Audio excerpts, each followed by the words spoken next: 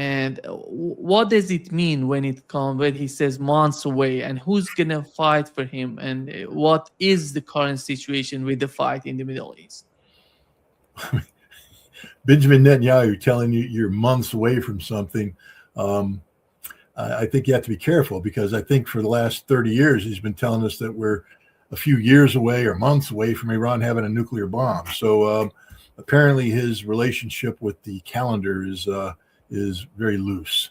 I don't really give a damn what Benjamin Netanyahu says, because he's irrelevant nowadays.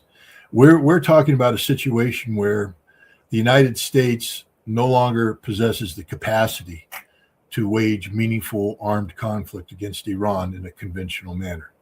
The President Trump is running up against some very hard realities that he may be dismissive of it on the White House lawn when he says, "I don't care about the economic cost of the American people. It's about the Iranian nuclear bomb." Well, there is no Iranian nuclear bomb, but there is a huge economic cost to the American people, which will manifest itself politically to the detriment of the president. And Benjamin Netanyahu needs to understand, as most Israelis do, that the moment you screw around with the American economy and you're on the wrong side of that equation, as in you're the one responsible for the downward slide and you're not affiliated with the upward recovery, you're the problem, not the solution. And right now, Israel is very much the problem, very much the problem. Israel can do nothing without the United States. And right now, we're looking at Israel's support in the United States plummeting. 60% of the American population apparently is not inclined to be favorably supportive of Israel. Benjamin Netanyahu just slightly, 59%. But I think the margin of error might put him over on either, But the point is, no one cares what he says anymore, because his words are irrelevant. I mean, yes, Israel is a troublemaker. Yes, Israel will cause trouble. But the idea that Israel is now the driver in the seat, no. And I would also, you brought up China, and now you brought up Israel. You and I think others understand the role Israel played in fomenting this conflict. Netanyahu and his Mossad director went to the White House on February 11th and sold the president a bill of goods. And there we are. Now we're at war. The president now is holding a bag of crap. I mean, all the honey and roses that are supposed to come out of this conflict, no, it's turned into be just 100% cat shit, and it smells horrible. And the president doesn't know what to do. Israel's not the solution. It's the problem now. And Netanyahu is out of the driver's seat. But the other thing people need to realize is that there was a larger agenda at play here than just a greater Israel. Yes, that appeases a certain Zionistic element that has seized control of American foreign policy making and, has heavy influence in the deep state. But Trump is playing a bigger game, a game of global domination. I mean, it's sort of hilarious now to look back on all the lies he told us when he ran for office. Everything he said was a lie. He wasn't seeking to redefine a relationship with the world where the rules-based international order was no longer the driver, that the United States would recognize that we live in a multipolar world. No, Trump was lying the entire time. He wants to dominate the entire globe. That's his persona. We should have known it. We know who this man is. We know that he's the biggest egomaniac in the world. He can never share anything with anybody. Donald Trump wants to be large and in charge.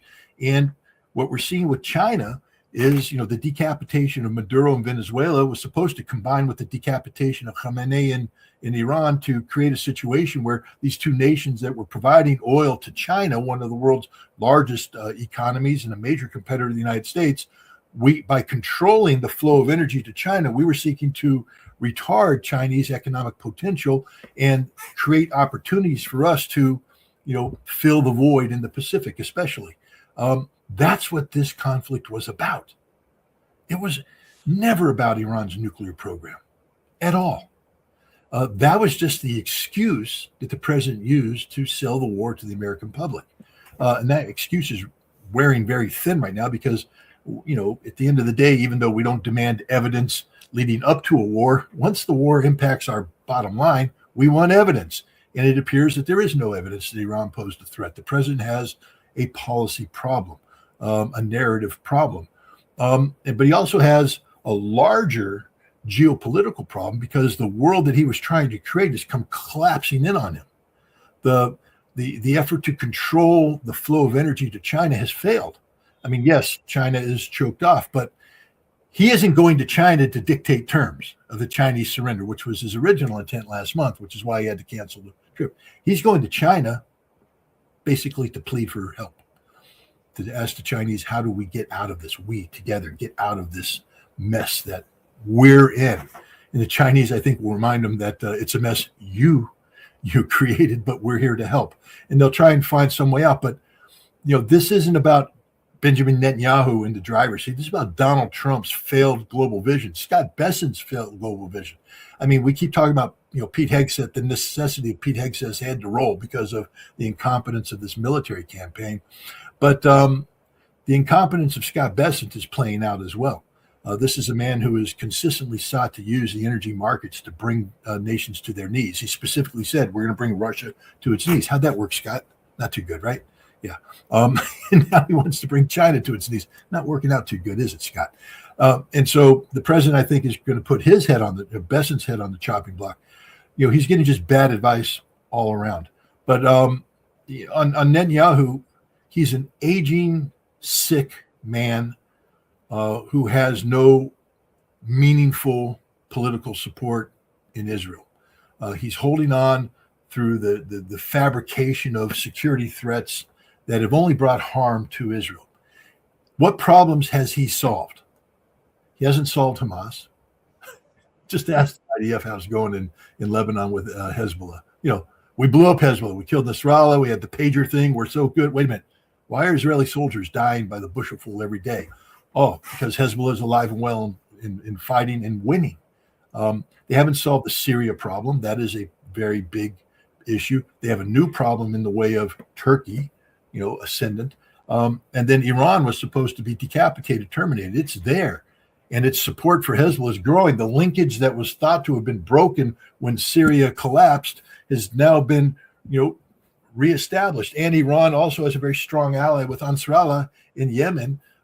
It's not just the Strait of Hormuz Iran gets to choke off, but they can shut down the Bab el-Mandeb Strait as well anytime they want to. So it's not Netanyahu that's in the driver's seat. I think there's a Chinese professor out there talking about Israel winning the whole world. I think the guy's smoking dope because Israel's winning nothing right now. Their military has been exposed as having severe limitations. Air power was supposed to be the trump card for Israel. Well, the trump card in this conflict has been Iran's ballistic missile program, which apparently neither Israel nor the United States effectively retarded. The CIA is saying that they got up to 90% back up and running. Aragchi, who I believe more than the CIA, is it's 120%. And probably that number's gone up because he made that statement last week. What he's saying is we have reconstituted the totality of our ballistic missile force, and we've been building new missiles, so we're stronger today than we were when the conflict actually started. That tells me that Israel and the United States are on the losing end of this equation. The United States is now having a debate internally about what we got left. According to Senator Mark Kelly, we ain't got nothing left. That's according to the Pentagon classified briefing. Now, people are mad because he's telling the truth. They didn't want the truth to be out because they wanted to lie to the American people in the world and project a sense of strength that doesn't exist. But we don't have sufficient quantities of long-range standoff weapons. We burned through the arsenal. We're now unable to even pretend to think we can go to war with China.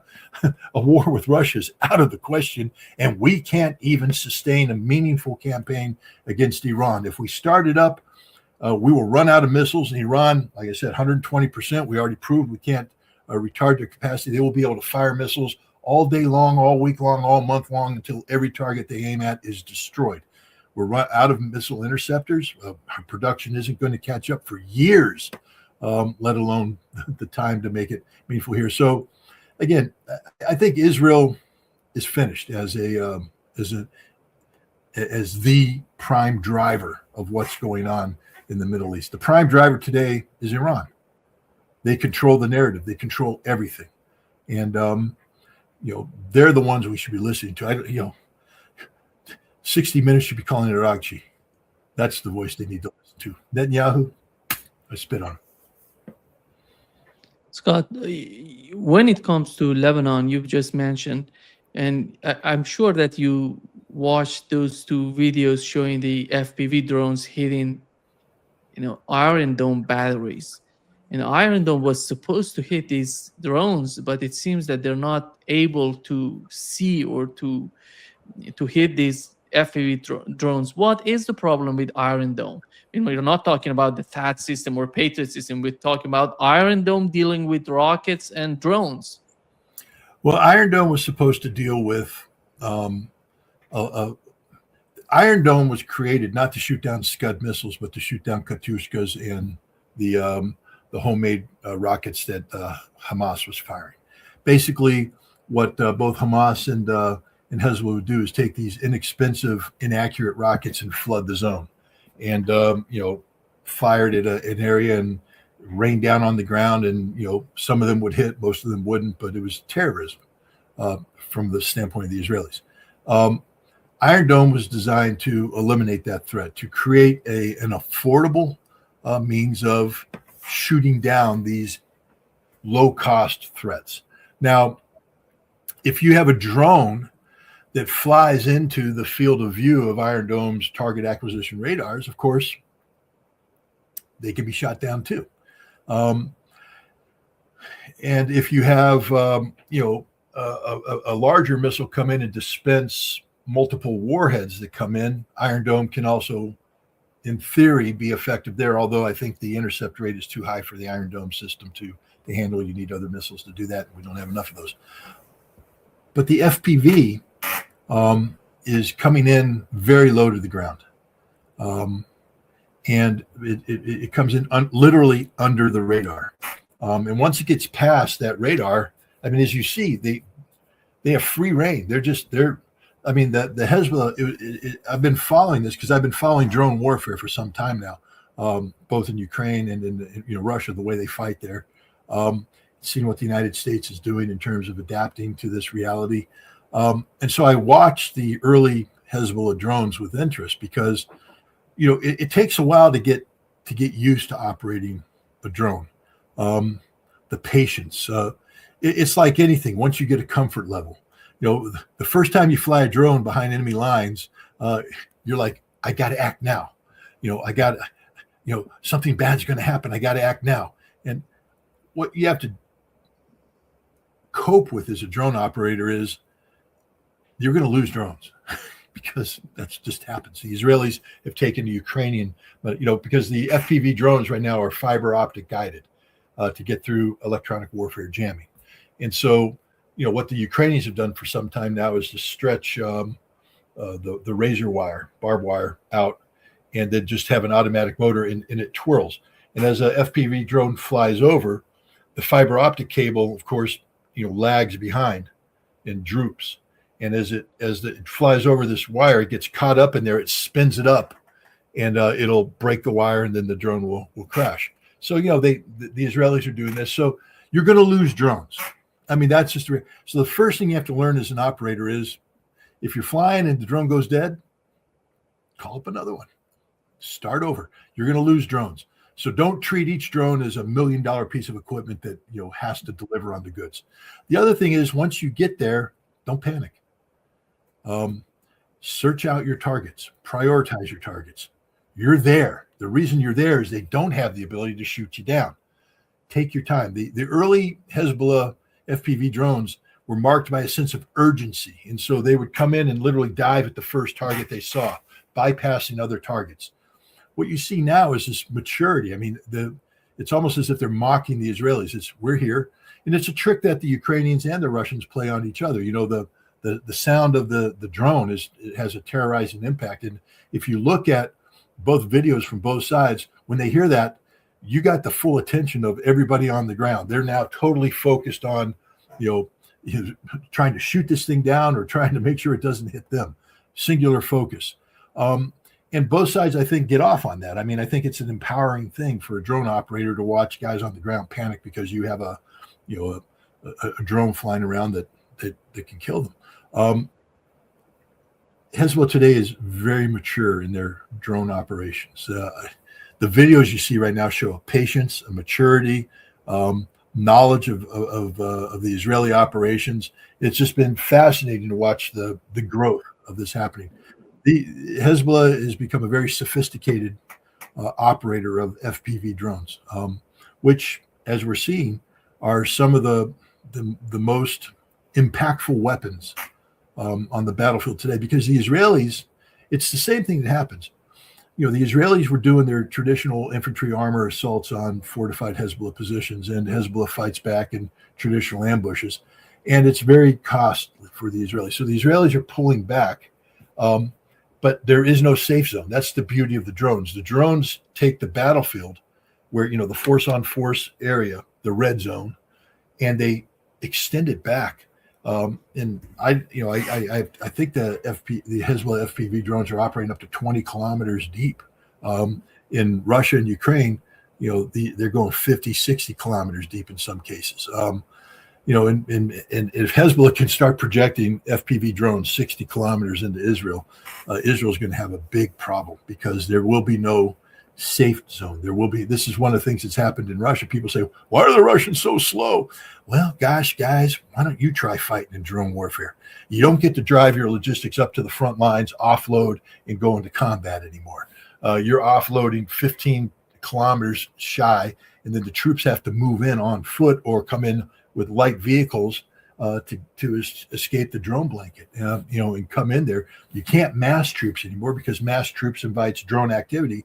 And so the whole war has been broken down into little penny packet combat activities taken across a broad front, which the Russians are winning, but it takes more time. Israel is going to find out right now that it can't sustain frontline combat with Hezbollah anymore, because to generate the force creates opportunities for FPV drones. And then, in order to get that force up there, you've got to go through a 20-kilometer highway of death. There's southern Lebanon.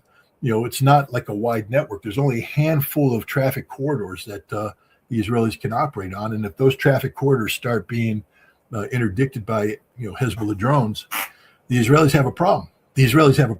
And these videos prove that. Scott, before coming to this live, before starting this live, I was watching one of these Iranian commanders talking to Friday prayers in Iran. He said the question on the part of Iranians is not if the United States is going to attack or not. The question is, what would be the sort of attack? The attack is going to be assassination again, or they're going to attack with some sort of invasion, or they're going to start attacking infrastructures in Iran. And this is the calculation on the part of Iranians. And when it comes to Netanyahu, I'm sure, because he said that in 60 Minutes in this interview, he said that he wants the continuation of the war. But what is your understanding and the reality of the continuation of the war? Because Donald Trump is going to get back on Friday. He's going to be in China. He's going to get back on Friday. If he wants to start the war, it's going to be on Saturday, Sunday, which is, the market is closed and he can start the war. And what do you make of it? Let's preface this by pointing out that before Donald Trump went to China, somebody else went to China. I think his name was Arakchi, and I think he's the foreign minister of Iran. He also went to Russia and met with Vladimir Putin. And, one of the messages that apparently Arakchi gave to Putin, who then gave it to Trump in a 90-minute phone call, was the consequences of renewal of major kinetic activity against Iran. I don't know the details of it, and it hasn't been spelled out, but my understanding, reading the tea leaves, and you can correct me if you're wrong, if I'm about to say anything that you're like, no, Scott, that's not what's happening, please, because I'm reading tea leaves, and that's never the best way to do it. I'd like to hear it straight up. But the Iranians, I believe, have put the Gulf Arab states on notice, Kuwait, Bahrain, Qatar, United Arab Emirates, and Saudi Arabia, that their major energy producing infrastructure will be eradicated on day one, if the United States begins that. So right off the bat, Iran has said we're eliminating energy production capability in the Gulf Arab states if the United States strikes our energy targets. So there's that. Now we have an additional thing. I think the Iranians are also saying we can cut the internet for the Gulf Arab states. We can cut these cables anytime we want to. And they've deployed submarines to that effect, the small Gwadar class submarines. So there's that. Iran can hit desalination plants, eliminate the water production capacity of the Gulf Arab states as we're getting into the hot months with no rainfall. There's that. I think Aragchi told this to the Chinese as well. And I think Donald Trump's going to be put on notice that that's just not an option. There's, if you do this, the economic consequences you're going to pay are going to be outrageous, and we'll be paying them too. So let's not do that. And the other problem is sustainability. Okay, so we start a fight with the Iranians. Let's say that we shipped enough long-range standoff weapons where we can, resume our previous pace of operations. That went for 37 days. I think the best guess right now is that we'll run out of ammunition in less than a week. So we got a week's worth of bombing. So we're going to accomplish in a week what we couldn't accomplish in 37 days. People say the targeting's better. Wait, the best targeting was the targeting we used on day one of the attack. And we ended up killing 165 schoolgirls. So there is no military solution. The other thing is we're just out of interceptor missiles. I mean, we've stripped everything bare. We've brought it in. The Iranians will flood the zone. We'll deplete our stocks. The Gulf Arab states will deplete their stocks, and then we'll just be sitting ducks for an Iranian ballistic missile force that has gotten stronger, not weaker, over time. And I think this will be told to Donald Trump. So those who say that there could be a resumption of military action on Saturday, if I were betting, I'd say no. That doesn't mean that it's not going to happen. Of course, we're dealing with a madman in the president, literally an insane individual. I get a lot of pushback on that. People don't realize that I've actually been studying this issue for some time now. In 2019, I attended a conference that was televised on C-SPAN of psychiatrists and psychologists, board certified, head by Bandy Lee, a doctor from Harvard Medical, Harvard Medical. And they were making the case that Donald Trump was a malignant narcissist and that he manifested in a mental illness. Now, at that time, I pushed back. And I said, first of all, the Goldwater rule says you can't make a long-distance diagnosis, so what the hell are you doing? And, Donald Trump isn't that. Donald Trump's just a guy with an ego. He's a narcissist like almost every politician is, but to say malignant narcissism, blah, blah, blah. Well, Bandy Lee and her colleagues have been vindicated. 100%. This man is mentally ill. The proof is in the pudding. It's there for everybody to see. He's not a president. He's a cult of personality. I just came back from Washington, D.C. That son of a bitch drapes his image over buildings as if he's some sort of god or, all looming Caesar face there. Donald Trump looking down on you. That's not what this country's supposed to be about. This is a man who tries to bribe senators to get his name on tunnels and railroads and airports. Why? Because it's a cult of personality. So we don't know how he's going to respond. It's very difficult as a geopolitical analyst or a military analyst or an energy security analyst to think logically when we have to deal with the mentally ill because they don't think logically. But in case he has a moment of coherence in China, I think he's going to be told that there is no military solution, that you can't win what you're about to start. In fact, it'll only get worse for you. And I think Donald Trump one of the ways that the narcissism plays in favor of a peaceful outcome is hopefully people are telling him, Mr. President, your legacy is on the line here. This isn't just about a defeat against Iran. We're talking about your political defeat at the polls in November that could lead to the demise of everything you've worked for. That the Trump brand will be torn down. There will be no Trump going forward. You will be eradicated from the history of the United States. And maybe that's enough to get him to say, well, maybe let's seek peace and to change.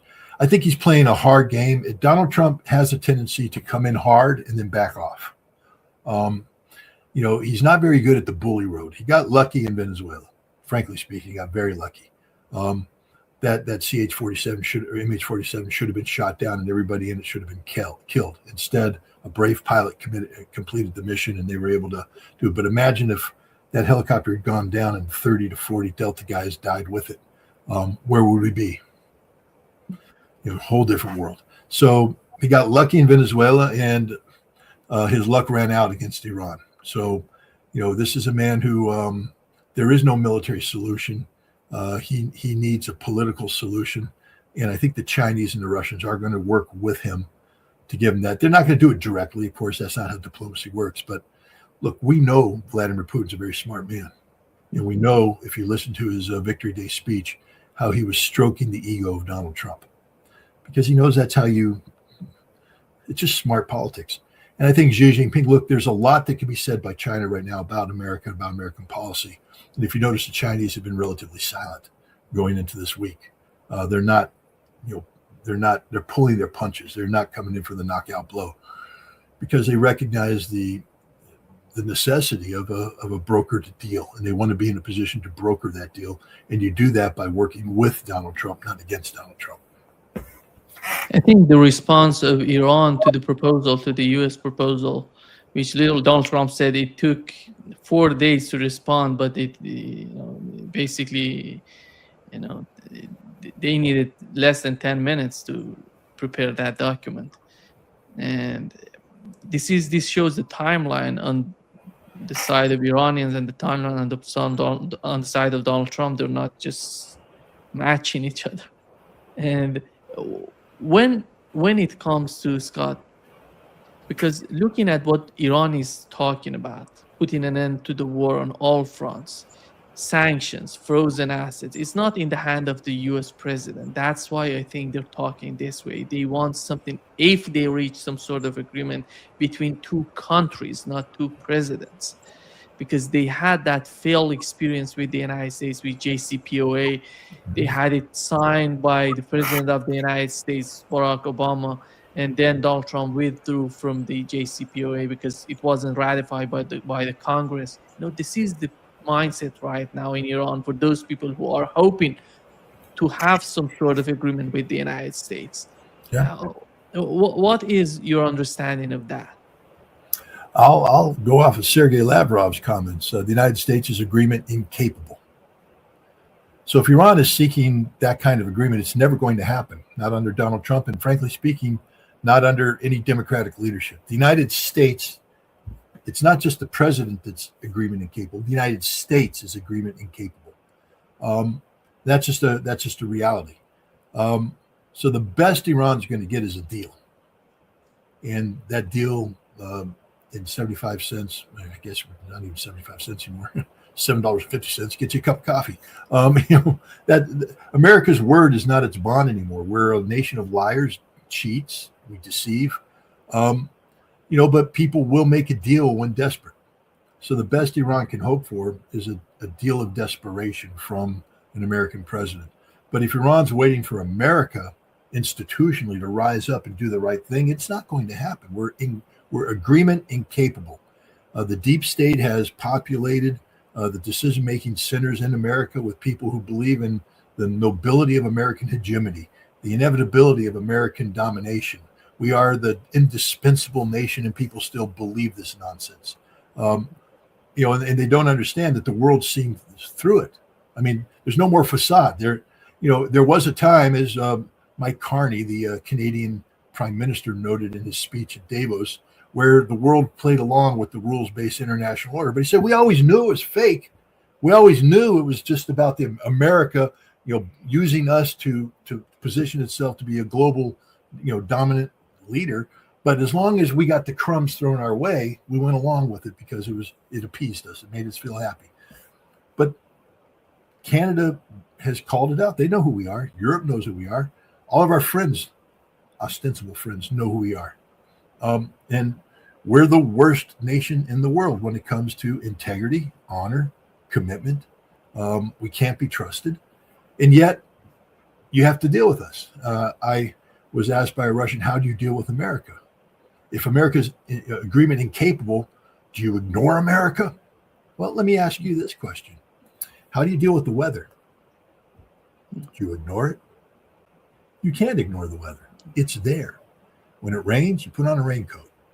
When it's hot, you dress in layers and you deal with that. When it's cold, you put on a coat.